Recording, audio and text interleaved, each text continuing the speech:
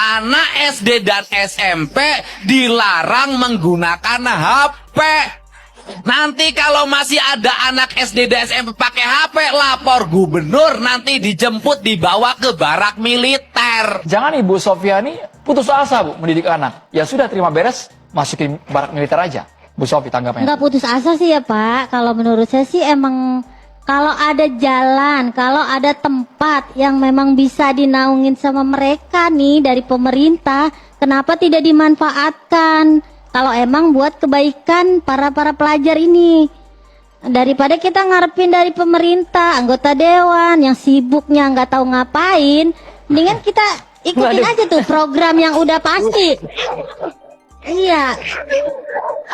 Ada Bapak Dewan ya. Maaf ya Pak ya. Ya. Iya maksudnya itu kayak apa dari dulu tuh Indonesia tuh pelajarnya tawuran lagi, geng motor. Itu dari dulu pemerintah kemana aja.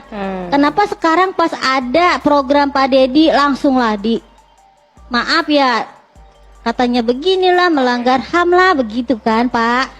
Nah kalau menurut saya kalau emang nih programnya Pak Dedi Mulyadi melanggar HAM, saya minta dong kepada negara kita nih yang negara paling katanya paling maju. Ayolah selesaikan nih gimana cara-cara pelajar kita tuh biar nggak tawuran, biar nggak geng motor, jangan duduk manis aja gitu ya. Nah, ini begini, banyak sekolah-sekolah itu yang tidak perlu pakai militer, anak-anaknya tertib, cerdas, kreatif, bahkan sampai ikut lomba internasional. Biasanya itu sekolah mahal Pak, biasanya kenapa kita sekolah nggak mahal pakai kayak cara-cara gitu. mereka? Sekolah mahal. Saya potong dikit. Contoh. Pak Is, Ya, dan saya mau nambahkan begini. saya nggak setuju gitu. Saya mau menambahkan Kami begini. DKPAI, Sebentar. prinsip partisipasi anak itu penting, Pak. Betul. Mendengar pendapat anak, bertanya kepada Betul. anak. Gitu ya. Betul, oke. Karena yang dididik itu anak, Pak. Iya. Apa sih maunya? Diajak bareng-bareng cari solusi, bilangnya tugas kami hanya mengawasi. Giliran dikritik, bilangnya bukan tugas kami untuk mendidik. Lalu apa sih maunya? Lihat dari tugas-tugas KPAI ini, saya melihat kalau dari kewenangannya ibaratnya macan ompong, ya, nggak ada fungsi saya lihat apa-apa. Yang lagi rame nih, siapa yang setuju KPAI dibubarkan aja, nggak guna, bacot mulu, nggak ada solusi. Nih kocak nih, KDM minta KPAI ikut urus anak nakal, terus apa kata mereka? Tugas kami hanya pengawasan, nggak guna. Ini dia nih, saya sudah sampaikan berulang kali, tugas kami melakukan pengawasan, bacot mulu, nggak ada action, nggak guna, woi Mariati, Solihah, kocak. Jangankan untuk anak ratusan orang, satu anak pun akan direspon oleh KPAI. Yang bener. Terus gimana dengan kasus seperti ini? Kalian kenapa diam? Setiap tahun ada aja korbannya. Kenapa kasus pelecehan seksual yang ada di pesantren kalian nggak pernah naik ke permukaan? Kocak, kemana lu dari tahun 2024 ini? Kenapa bisa terungkapnya baru sekarang? Kemana lu KPAI? Lembaga kocak. Gimana ini guru ngaji cabuli 16 santri TPA korban disumpah Al-Quran loh agar diam. Kenapa kalian fokusnya ke barak militer? Padahal di sana mereka nggak dilecehin seperti ini di pesantren. Di tahun Terbongkar siapa sebenarnya Adhel Setiawan yang laporkan KDM. Netizen ungkap hal ini. Sosok Adhel Setiawan baru-baru ini jadi buah bibir warganet usai laporkan KDM yang kedua kalinya. Sebelumnya ia laporkan KDM ke Komnas HAM namun tidak digubris. Terbaru kini ia laporkan kembali KDM ke Bareskrim Polri dengan tuduhan KDM melanggar Undang-Undang Perlindungan Hak Anak. Terkait siswa masuk barak militer, menariknya Adhel ini bukan orang tua didik dari siswa yang dibawa ke barak. Setelah ditelusuri, rupanya Adhel ini merupakan seorang pengacara dan partners law office. Ia tinggal di Babelan Kabupaten Bekasi. Orang lain bangga dengan KDM, hanya satu orang Jabar ini yang inginkan KDM mendekam di penjara.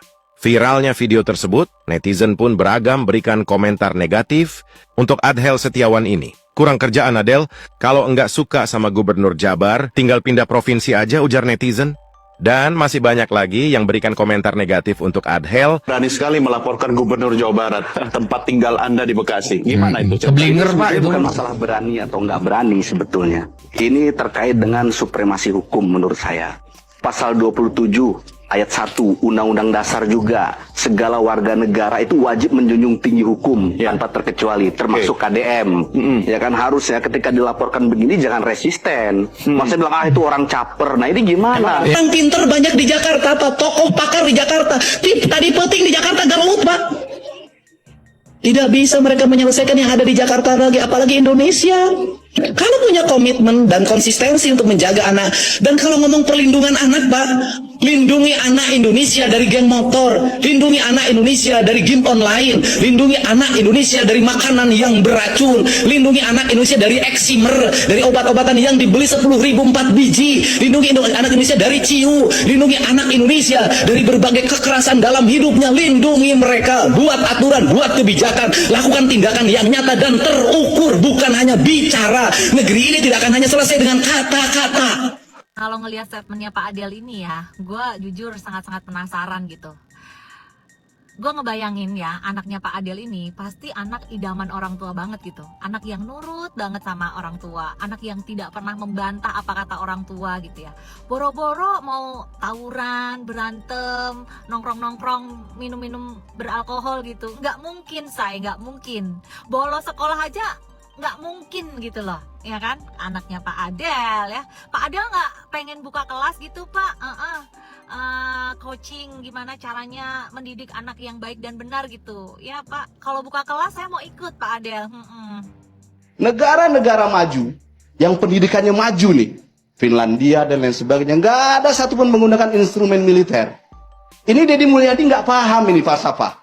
Itu si bapak berbaju kuning. Ya maaf ya Pak ya. Bapaknya itu bilang, contoh negara-negara maju seperti Finlandia. Begitu. Kebetulan aku tinggal di Finlandia, Cinta. Jadi si bapak ini bilang kalau di negara maju itu nggak ada tuh anak nakal yang dikirim ke barak militer, Cinta. Nah, pertanyaan saya, Bapak tahu dari mana? Kebetulan saya kerja di TK. Nah, kebetulan kedua, TK saya itu satu gedung dengan sekolah anak-anak yang nakal ini. Jadi mungkin namanya berbeda, bukan barak militer. Tapi di sini tuh namanya adalah kayak family center gitu, ada bahasa Finlandianya sendiri. Deddy Mulyadi kembali diserang oleh sosok orang tua siswa yang tidak setuju dengan kebijakan Deddy Mulyadi mengirim anak sekolah yang nakal ke barak militer.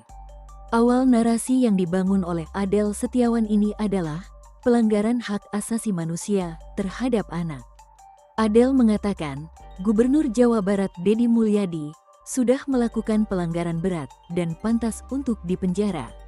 Ketegangan antara Adel dan Deddy Mulyadi pada awalnya makin memuncak.